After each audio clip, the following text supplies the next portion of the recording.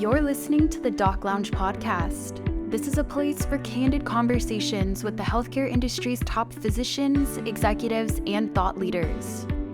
This podcast is made possible by Pacific Companies, your trusted advisor in physician recruitment.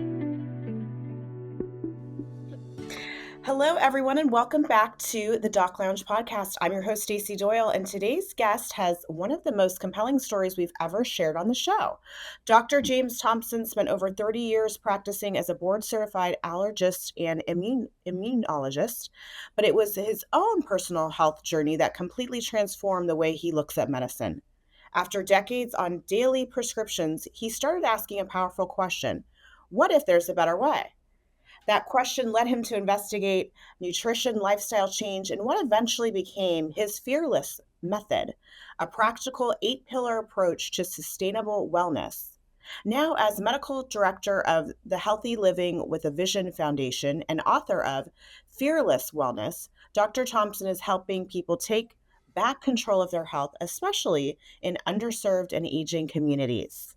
In this episode, we'll talk about what really works when it comes to chronic disease prevention, why nutrition training is missing in medicine, and how food, movement, and mindset, and eventually, and even spirituality, can change lives one step at a time. So let's go ahead and get into it. Welcome to the podcast, Dr. Thompson. Well, thank you. Thank you for having me.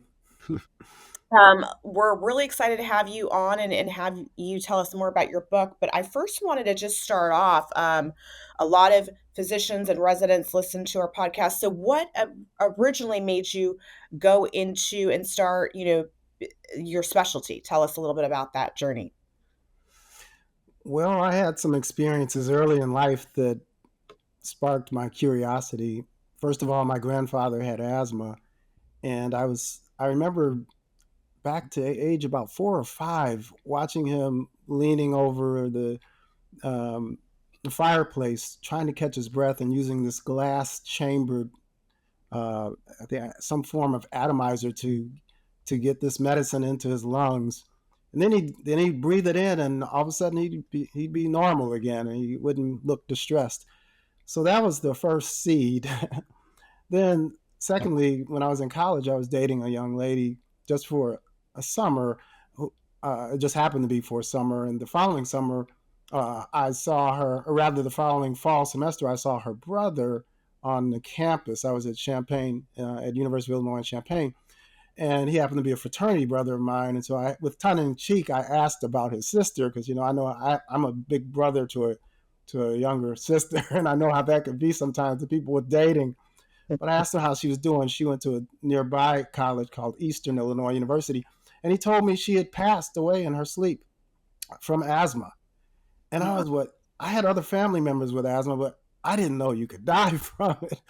Mm-hmm. And so that really cultivated that seed a whole lot more. And so then by the time I was able to choose what I wanted to go into, it happened to be pulmonology. But when I was at University of Illinois in residency in internal medicine, and I did the rotations with the pulmonologist, I hardly saw any asthma. And I was like, where's the asthma? At that time, it was in the 80s, and they were mostly seeing people with AIDS, which was just being well-defined at that time. Mm-hmm. And so someone suggested to me, another attending, you should go hang out with the allergist. They see a lot of asthma patients. So I did an elective rotation in my 3rd year, and I switched gears. I told my medical director, I don't want to be a pulmonologist. I want to be an allergist. They see all the asthma patients. And so that's kind of how that came about. And lo and behold, I we married after that, and my wife is about as allergic as can be. And she had undiagnosed asthma until I met her. And then we had 2 children I've been blessed with, both of whom have asthma, and now late 30s. Oh my gosh, like full circle. And I'm sure obviously that you've been treating and helping them, throughout their lifetime. Yeah. Yes, I have. And at first I was questioning, why would this happen? It was so ironic. And then I thought, wow, this was a blessing. Samples I can bring home. I know what I'm doing. I can treat them. And so it was really a blessing. So that's how I looked at it. Oh, I love that. I love that story. Well, okay, so tell us, so you for 3 decades, you were a board certified, allergist. So what did you find really rewarding about traditional medicine, and then what was frustrating to you? Well, I'll tell you, I have no regrets. Over 34 years, I was able to see people, and I would say 90+% of the time, assist them in improving their respiratory health and beyond. About 15 years ago, my eyes started to become open to the gap in medical education at all levels in nutrition. And once I was able to obtain more education and do a lot more research, I was able to incorporate it in the last 8 years of my practice. So that was very rewarding. Although the previous years were intensely rewarding too, because as an allergist, you get to spend a little more time with patients. And I learned early on, the more time you get to spend to get to know your patients, not just what medicines they're on and what procedures they've had, but about their life, about their relationships, about what's in their home, the more you can be of help to them. And that became highlighted by knowing more about nutrition, about what you're actually eating every day, the greatest interface a human being has with the outside world. And so that's been very rewarding. Love that. Now, I'm assuming you've talked very openly about your own health transformation. What was the turning point that made you question, the conventional chronic disease model? Well, once I realized after being for 25 years being on 3 blood pressure medicines and a cholesterol lowering agent, that there was this huge potential not to need them at all, just by some diet and lifestyle changes. I fell all in on it, because this was not just testimonials. These were studies going back 20 and 30 years out of Harvard and various other places around the nation and outside of the country, England, that showed that people that consumed plant-based actually were healthier, lived longer, and were more functional. And when I participated in a Daniel fast, a religious fast at church, which focuses really on prayer, not eating, but for me, I became enamored by the fact that eating plants, after just a week, I started feeling so much better. I noticed when I got up in the mornings, I felt a little dizzy, and that's because all of a sudden my blood pressure medicines were too strong.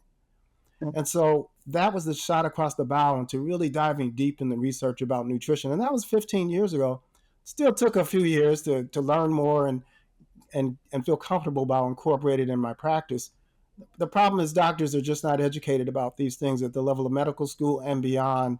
And many of our credits for education, which are requisite for us to continue being licensed, have no nutrition in it at all. And mostly that's because it's sponsored mostly by big pharma. And so I understand the reason why. Doctors don't know what they don't know. I didn't know until I happened onto that fast. And but I'm so glad I did. And so I've tried to share this with my colleagues and with medical students, that the root cause is more important. We tend to, in medical school, learn more about medications and procedures. And there's a whole lot more to medications now than in the 1980s when I went to medical school. But that doesn't leave a lot of time to learn about root causes and nutrition and preventive measures and lifestyle. And that should be the foundation of medicine. And there are some medical schools that are adopting this now, but not fast enough, in my opinion. Great insight there. And I think, yeah, very telling about, like you're saying, just the way that, obviously you become educated about this, and as you're going through medical school, and it seems like you're saying now maybe it's starting to get into more of that popular academia, but it's going to take some time. Tell us, okay, so you established the Fearless Method, and I know that this is a powerful framework that you've been utilizing. So walk us through, what it stands for and how each pillar works together to support wellness. So there are 8 pillars that stands for the title of my book, Fearless. And interestingly, they're pretty much in order of importance, the first 4 at least, because the F stands for food. And so the Fearless is an acronym. The F stands for food, which predominates over the outlook of our health, because we eat 2 or 3 times a day. And as I mentioned, that's the greatest interface we have with the outside world. And so the F is for food, and plant-based is what I promote here.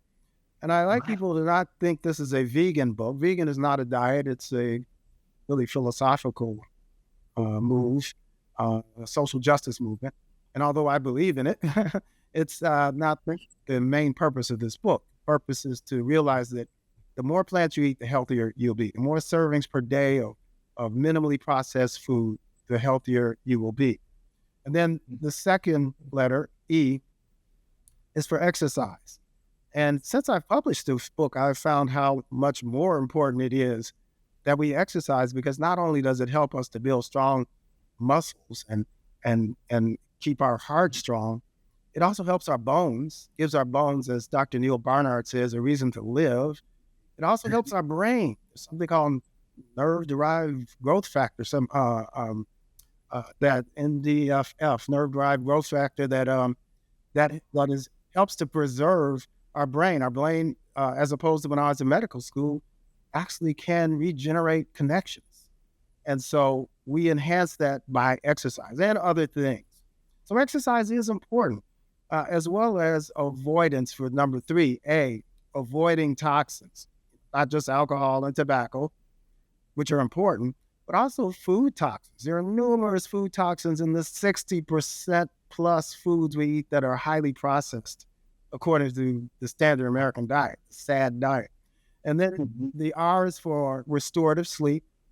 That's something I continuously have to work on. 7 to 9 hours is optimal for an adult. Young children need more. But as an adult, you should try to get in 7 quality hours, or that can be almost as bad as not exercising. Some cardiologists have thought it's just as bad. And then the L is for lessening stress, and that may involve some yoga or mindfulness, some meditation. And then that second E is for engaging your mind, especially if you're beyond school or beyond your career, retired like me now. You want to keep your mind exercising, because just like the muscles, the mind needs to exercise too to stay healthy. And it's not just doing crossword puzzles or Sudoku. It's doing complex things like maybe learning a new language, or how to play a new instrument, or writing a song and singing it, or doing learning some complex dances, which has been popular lately. So that's important. And then the last 2 S's, the next to the last S is for social energy. And that's not to be underestimated. There are scientific studies that show people that collaborate for the common good of others actually are healthier than people that are more recluse and just deal with their own selves. And then lastly, there's spiritual connectivity. And there's also a science behind that too, that shows there are certain genes turned on, a collection of genes, when you believe in some greater force that grounds you.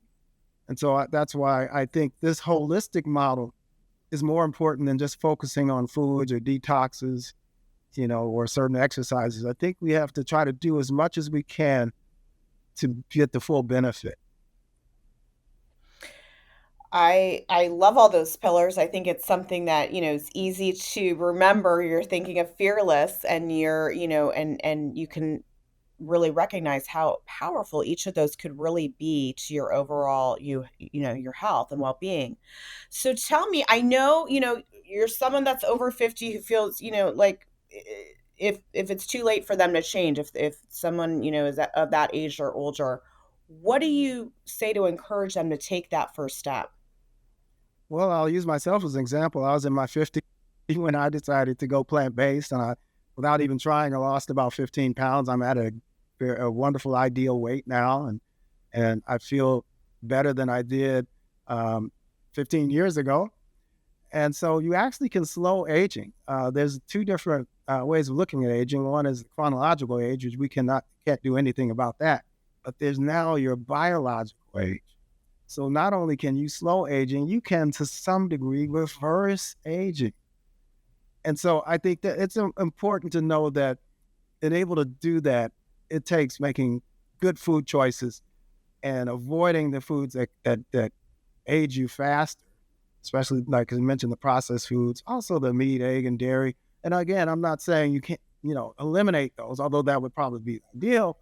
But to get the benefit, if you just reduce them significantly and replace those calories with plant-based foods, and not some people think that means just eating lettuce and carrots. No, there's four major categories, and we say eat the rainbow. So that whole coloring of produce that you see and where you should be hanging out when you go in the grocery store, the fruit, pick whatever fruit you want, but eat as many different fruit types of fruit that you can.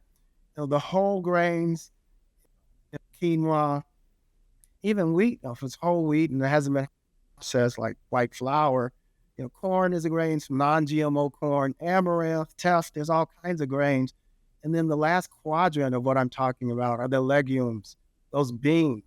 There's something called the blue zones where people, 5 different places all over the world, people live way past the 90s into the hundreds, and they're functional and they're happy. And there's one of them we're not far from where I am in California, Loma Linda. But what they all have in common is they eat mostly plant-based. They're very active in terms of physical activities, very socially active. They're spiritually active. The one food group they have that's in common of all 5 places are beans. So beans seem to be at the top of that list. But of course, fruit and grains are important too, nuts and seeds if you're not allergic to them. But that's a healthy approach to life. And it's never too late. If you're in your 70s or 80s, there are studies that show you can add 3 or 4 more years. I mean, an 80-year-old, 3 or 4 more years, I'll take it. Now, the younger you are, of course, the more potential for adding more. If you're 20 or 30, you could add 20 or more years to your life by making some of these changes now. You don't have to make every change at once. It took me a while to get where I am now. But the thing is progress over perfection. Love that slogan. And I think that is great advice. People can get into this at their own rhythm and, kind of start picking away at some of those pillars that could make a real impact in their life.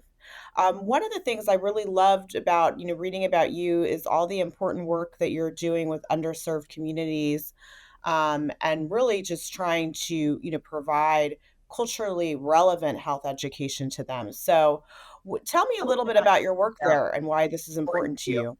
Thank you. Yes, I'm medical director for Healthy Living with the Foundation. We just had our 5th year anniversary actually yesterday. And there's a group of us, about 14 of us in different professions. I think 2 of us are medical doctors. Others are some health professionals and administrators, lawyers. So a diverse group that are dedicated towards providing health information and service to marginated communities and people of need and beyond. I mean, we do a lot of virtual town hall, which anyone can tap into about nutrition, focusing on pre-diabetes, but not limited to that. We really want anyone with any concerns about their health or that people that want to enhance the outlook of their health, that they have the information to do that. So we try to provide that through a number of town halls, and we do some in-person events in the Chicago and greater Chicago area. We've done blood pressure monitoring, we've done checking for eye disease. We've done a number of services also. And we collaborate with some other organizations to do that. We see it's an unmet need. The COVID pandemic really uncovered the needs in the community because it tended to strike people that had high blood pressure, people that are obese, people that had diabetes. And that predominates in some of the Black and brown communities across the nation. Important work. So thank you. I think that is just amazing. And it sounds like it's something that you've, been able to lead and have this leadership role in 5 years. So congrats there. I know, people might be curious. Tell us about the title of your book and what they can expect once they make that purchase. Sure. Well, Fearless Wellness, again, it has the acronym that gives you the 8 pillars, and it says transform your life one step at a time. So the meaning of that subtitle is just that we're not trying to create Rome in a day. We know it takes time. And at the beginning and at the end of the book, I emphasize that as long as you move the needle here, as long as you make progress, you're going to get some benefit. And just small shifts in what you do every day in terms of your food choices, in terms of your activities, your engagements, can have as a collection, can have a huge impact on your life, your health. When they talk about lifespan, which we've been able to, and I say we, I mean the medical community, has been able to impact in a positive sense over the past several decades. But then there's this other part. There's your health span. That's how many quality years you have, years you're not dependent on several medications and procedures and weekly or monthly doctor's office visits. I think many of us would love to have a long health span. And we've seen now an almost 13-year gap in this country between health span and lifespan. So part of my attempt with this book in a holistic way is to narrow that gap, give people the potential to narrow that gap. And whether your concerns are weight loss, whether your concerns are living longer, whether your concerns are you already have a chronic disabling disease or you have potential for it because of family history, it doesn't matter. By following many of the tenets in this book, you can make a difference. And this book just attempts to explain some ways of thinking about it. For some people, it'll be just planting some seeds, and that's okay, because those seeds might come to fruition months or years from now. But at least you have this information. How can we get a hold of the book? Where do we go, Dr. Thompson? So the book is on Amazon. And if you put Fearless Wellness book, it's the only book that will show up. If you put Fearless, there are a few other items that will show up. But Fearless Wellness, it's the only book currently that would show up. And also my website, all you have to keep remembering is Fearless. My website is fearlessmd21.com. And the first page you see on there is a book with a link to how to purchase it. And several blogs that I put on there. Most of my book, probably more than half of it, came from blogs that I started 3 years ago. So that made it easy to write the book because I talked about these pillars with a monthly blog that I was posting on my website. And then for our foundation, and the leader of our foundation is also an incredible optometrist by the name of Dr. Ansel Johnson, who founded this foundation about 5 years ago. And so I just wanted to mention him because he's our visionary. And we have a website that is healthylivingwithavision.org, all one, healthylivingwithavision.org. So that tells about the various events coming up. We have a golf outing fundraiser coming up. We have a chef flying in from LA in October that will be making some tasty dishes that are plant-based. And we have some online events coming up to low vision and other related events. So those are my handles. Thanks. Yeah. Thank you, Dr. Thompson, for your time and sharing all of your incredible insights and advice for us today. So we really appreciate it. Thank you. Thank you to all of our listeners. If you would like to be notified when new episodes air, make sure to hit that subscribe button. And a big thank you to Pacific Companies. Without you guys, this podcast would not be possible. If you would like to be a guest, please go to www.pacificcompanies.com. Thank you.